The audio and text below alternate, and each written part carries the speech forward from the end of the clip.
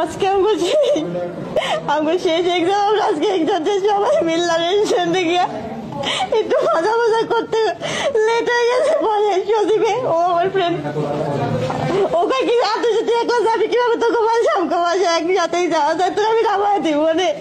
পরে আমরা গাড়ি পাই না, গাড়ি টাড়িটা আসতেছি। পরে একটা লোক বলে তোমরা এখানে দাঁড়াও, পরে ও দাঁড়াইছে, তোমরা কই যাইতেছো? পরে আমরা সব কিছু ভাইঙ্গে কইছি। পরে ওর কথা 10 মিনিট ধরে তরকারি কেড়ে দিতে থাকবো দেওয়া রাস্তায় আমার টাইম দিয়ে একটা জঙ্গলের ভিতরে লেগে গেছে।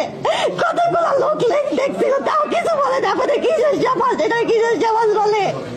2টা মহিলা দেখছে আমার নিতে, ওইখানে দিয়ে অনেক খারাপ কাজ করছে, আমার মারছে, তাও দেখছে, তাও কিছু করলো না। মহিলা 2টা কিসের মহিলা হইল?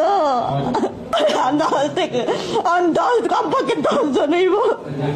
আমার বোন প্রথমে আমার বোন ফোন দিয়ে টাকা বাজাতে 10,000 টাকা। আমি বললাম যে আমার বাবা নাই, আমি কইতে এত টাকা আনবো? বলে কি তাহলে তোর বোন দিয়ে। আমি পরে বোন দিয়া দিয়ে কই কেমন চাই দে, বলে তারা